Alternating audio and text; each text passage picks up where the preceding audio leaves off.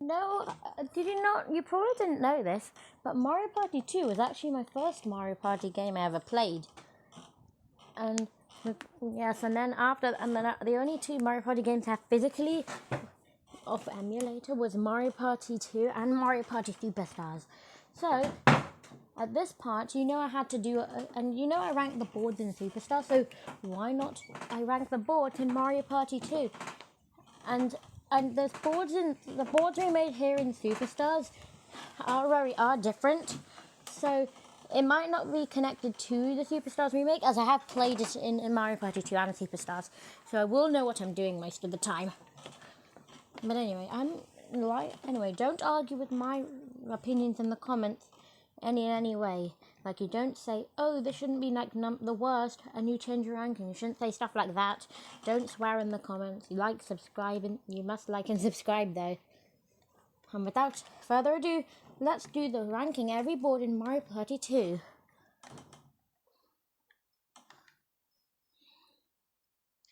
For number 6, you'd honestly expect some people to pick one board, because some people doesn't really like, so this is a board that most people don't like, but I decided to go a little against it, because I feel like only because I was going to put this at the second worst, but then I realized I would have had it would have been like for me, because I played this on the Wii U Virtual Console. So this is why Bowser Land is the worst board on this. I was gonna, because it's like way too harsh, and even though I'm playing on the Wii U Virtual Console on this most of the time, or on this emulator save state thing, that's not any better, to be fair. It's just still a little annoying to deal with, because of the fact that, well, every 5 turns there's a parade, that what happens is that causes you to lose every coin wherever you go. There's this annoying carousel. It is the best Bowser board, but not the best board in Mario Party 2. It is pretty hard on you, and Bowser Land is a little better than like some of the other Bowser boards, sure, but it's just not the best in here because there are too many punishments. Sure, the bank system's okay, but in that board, in Bowser Land, it always like have some mess ups. Like whether it's me messing up in like, well, the parade messing me up, so I have to use. And that's just why I'm lucky I'm playing on the Wii U version. And also there are also the 2 mini games, which are also kind of bad. But I'll get to the mini games if I do a top 10 worst mini games, or top 20 worst mini games. That's when I'll get to the mini games. So this is why this is the worst board in Mario Party 2. But let's move on. Okay, this is the board that most people think this is the worst board in Mario Party 2, and I kind of agree, but there are some a little more strengths of Mario Party 2 introducing the item mechanic, because than like the board from Mario Party 1. But at least this is a little less forcing, and I'm sure you can get stuck on like the same thing in Mystery Land for like a while. But it's still okay, because there's also these islands have enough event spaces. They have bomb UFOs, they have skeleton key gates. These are the ways you can travel out of the islands. And one of the UFOs can sometimes malfunction and take you to there where there's a Bowser space. Yeah, and I like the Egyptian theme for some reason. And I like the Bowser the Brush type of thing. No, Bowser the Brush is another board. Sorry. I like the Sphinx Bowser concept, but it's still not good because of, again, getting stuck on the islands. But it's a little better than Bowser Land's thing. So there's that.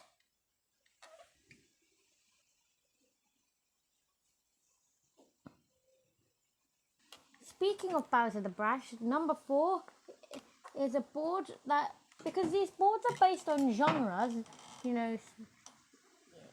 but apart from Bowser Land, it's not based on a genre. Because, well, but I have to pick this board on this list eventually, and this is also the biggest board in Mario Party history. with a total of like I think 114 spaces. I don't know. Let me know how many spaces in the comments. I don't know, because I don't remember how many spaces are actually in this. And also, do you like the attention to detail I've done on because even though I don't have a real way for Mario Party tours, I'd have to go through a very long game, and I don't want to do that. So this is the next best thing I've got for a ranking system. I do this for most of my rankings anyway, apart from like other rankings. But anyway, next board is Western Land. This is the biggest board in Mario Party history, apparently, I hear. It's a very large board. I like the train mechanic, and I like how the event spaces, or actually happening spaces as they're called, trigger the train, because each board has a unique happening space gimmick. Like in Mystery Land, the event spaces teleport you. In Bowser Land, the event spaces put you in a pipe. Here, the event spaces cause a train to come, and if the train gets moved when you're on the tracks and it's coming right towards you, you get hit back to the start, which I think is fine. And if someone's near the boo or near the star, if someone's on the train tracks, this has been a problem with me when I've been playing on this board. But luckily, I had Virtual Console with the Virtual Console restore points, and when someone's in front of the boo on the tracks, I could have the train come and hit the person on the track. And then that would save that. Or I could do the Wiggler milk bar thing. Wait, or a little Wiggler hootenanny thing? I don't know how to actually call that. We'll push every player away from the thing. So it could be an advantage if you're near the star. And it is like a good series of events where stuff happens, you know. So this is definitely worth a good time. So you'd definitely have to play on this board. But why is it only number 4? Well, it's because of the placements of the boo and the placements that there's only one item shop just in the town, which is not good enough. I feel like there could be a lot more done, but I'm still okay with what they've got though. And I think I can keep this going though.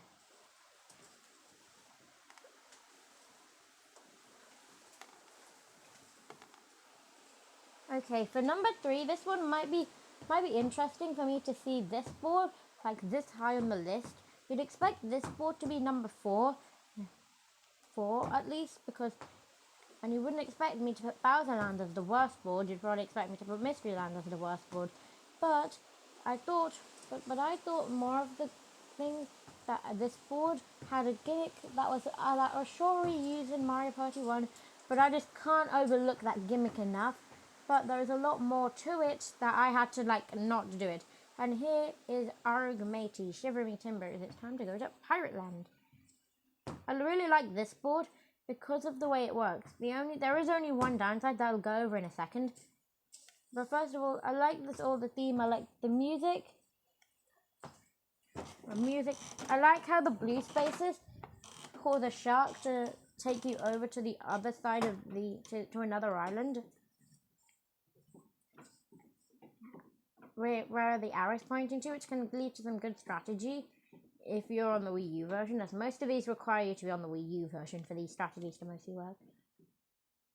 And there is an item shop at the top. I like the way it's set.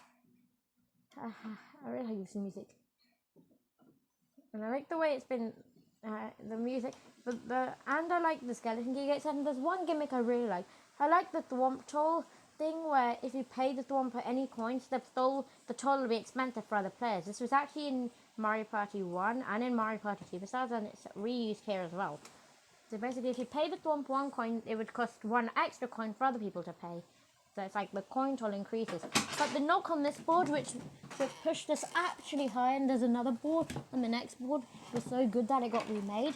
The problem is over here on this bridge. On the bridge, right. Alright, I'll show you what bridge I'm talking about. These bridges. Because if you land on the event space, a cannon, or actually happening space. I played so much Mario Party Superstars that I keep calling them event spaces instead of happening spaces. Cannonballs will get shot at you, and then you get launched back to the start, which gets a little annoying. Annoying to deal with. But thankfully, with me being on playing on the Wii U version, I was able to use some special stuff including I was able to use save states in order to just roll 30s with mashed golden mushrooms. This is why the Wii U version is very good.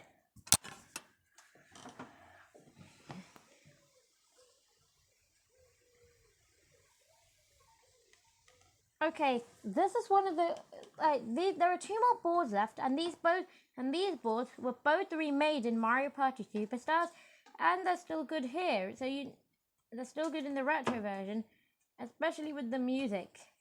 But let's talk about the runner-up, Spaceland, because Mario Party is going to space. Because I prefer this version of Spaceland over the Superstars version of Spaceland. And because of there is one small reason, which I'll get to why.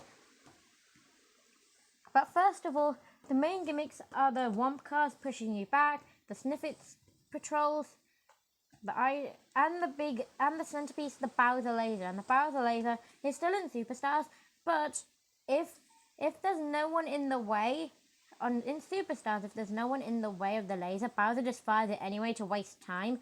But if there's no one in the way in the Mario Party 2 version, Bowser doesn't even bother firing it because no one will be hit by it. That was a waste of time, and I think it should have been in Superstars, because it would have been just a waste of time. So that's the only flaw, but that this version had right. And the skeleton key gates I liked, and I like the spider section of this board, and I like all of the stuff it had going for it. But then again, the Bowser laser kind of ruins it a little if you're like in a certain space. But it is still good enough for me. So there's that at least.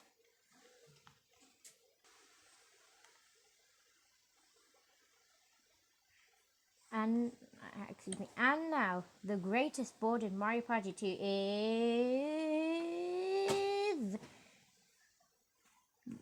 the Diamond Trophy goes to Horrorland, of course.